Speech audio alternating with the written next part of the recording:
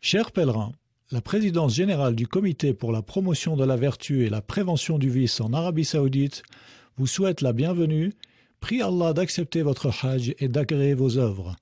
Elle a le plaisir de vous présenter ce bref aperçu. Le cimetière d'Al-Baqi'. Des milliers de compagnons sont enterrés dans ce cimetière historique. C'est le cimetière des habitants de Médine depuis l'époque du prophète jusqu'à nos jours. Suivant les instructions de notre prophète Mohammed, prière et salut d'Allah sur lui, aucune de ces tombes ne comporte d'inscription relative au nom de son occupant. De plus, aucun plan fiable ne permet d'identifier les tombes de certains des nobles compagnons qui y sont enterrés, car les compagnons et les générations qui les suivirent respectèrent la voie du messager, prière et salut d'Allah sur lui, qui est de ne pas marquer les tombes ni de les vénérer. On ne peut donc reconnaître aucune des tombes des compagnons. Quand le messager d'Allah, prière et salut d'Allah sur lui, visitait le cimetière d'Al-Baqi', il demandait le pardon d'Allah en faveur de ses occupants. Voici l'invocation qu'il récitait. « Salut à vous, les croyants, habitants de ces tombes. Bientôt vous allez obtenir ce qui vous a été promis. Nous allons, si Allah le veut, vous rejoindre. Ô Allah, pardonne aux habitants d'Al-Baqi' al-Gharqad. » Le messager d'Allah, prière et salut d'Allah sur lui, n'ajoutait rien à cette invocation, ni ne s'arrêtait devant quelque tombe particulière, ni en regardait une avec dévotion. Au contraire, ce qu'il convient de faire dans ce cas, c'est se rappeler la mort et méditer sur la situation dans laquelle se trouvent les morts. Ce serait une grande perte, après qu'Allah vous ait facilité la visite de la mosquée du prophète pour l'adorer lui seul, l'invoquer et se rapprocher de lui, d'invoquer ensuite et de prendre pour intermédiaire autre qu'Allah, tels que les compagnons et les gens pieux décédés. C'est un péché qu'Allah ne pardonne pas que d'invoquer et d'adorer autre qu'Allah le Tout-Puissant, qui dit « Certes, Allah ne pardonne pas qu'on lui donne des associés.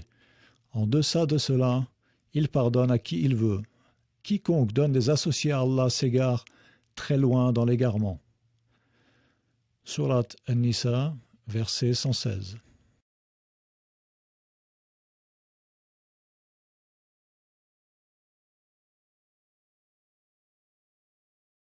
Chers pèlerins, la présidence générale du Comité pour la promotion de la vertu et la prévention du vice en Arabie Saoudite vous souhaite la bienvenue, prie Allah d'accepter votre hajj et d'agréer vos œuvres.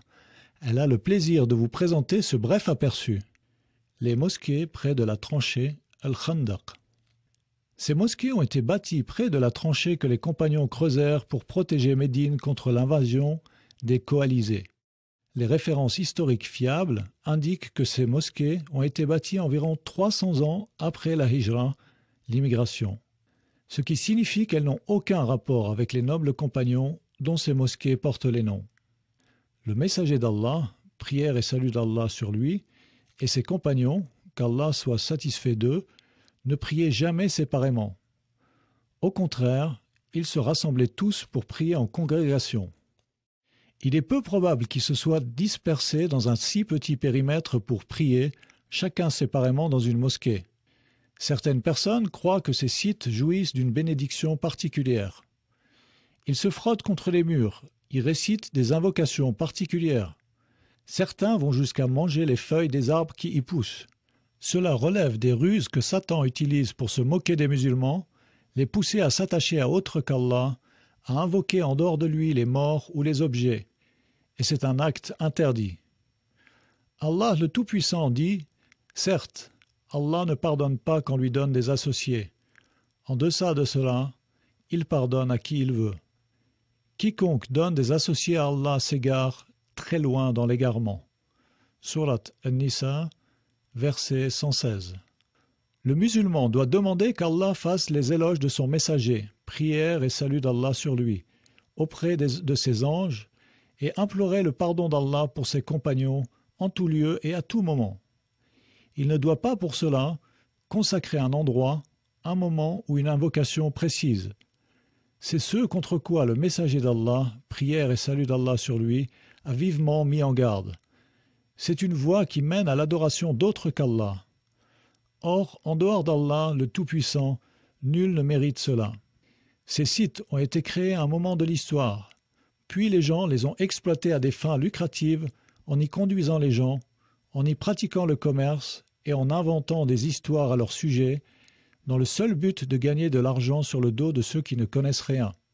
Le messager d'Allah, prière et salut d'Allah sur lui, a dit « Ne voyagez dans un but religieux que pour vous rendre dans 3 mosquées.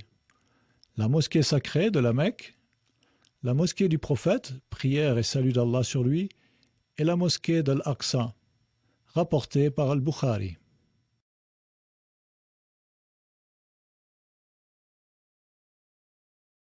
Chers pèlerins, la présidence générale du Comité pour la promotion de la vertu et la prévention du vice en Arabie Saoudite vous souhaite la bienvenue, prie Allah d'accepter votre hajj et d'agréer vos œuvres. Elle a le plaisir de vous présenter ce bref aperçu. Le champ de la bataille d'Uhud. Voici la zone où la bataille d'Uhud eut lieu. Au cours de cette bataille, 70 compagnons du messager d'Allah, prière et salut d'Allah sur lui, tombèrent. Et à leur tête, Hamza ibn Abd al-Muttalib, le maître des martyrs, l'oncle du messager d'Allah, prière et salut d'Allah sur lui. Dans ce cimetière, la tombe de Hamza est la seule qu'on peut encore identifier. Quant au reste des compagnons, leurs tombes ne peuvent être identifiées parce qu'elles ne font l'objet d'aucun rythme autorisé d'une part, et d'autre part parce qu'au cours de l'histoire, le cimetière a subi plusieurs glissements de terrain causés par les pluies torrentielles. La visite de ce cimetière est permise aux hommes, comme tous les autres cimetières. Le messager, prière et salut d'Allah sur lui, a également visité les martyrs d'Uhud et récité en leur faveur l'invocation habituelle qui se récite dans tous les cimetières. Quant aux femmes, le messager d'Allah leur a interdit la visite des cimetières et a maudit celles qui les visitent en disant « Qu'Allah maudisse les visiteuses de tombes, ainsi que ceux qui construisent un lieu de prière dessus ou qui allument des lampes. » Hadith authentique. L'homme doit préserver sa foi dans l'unicité de son Seigneur, ne pas adorer les morts, ou chercher la bénédiction des roches ou de la terre, en leur demandant d'accomplir ce qui est du ressort d'Allah uniquement.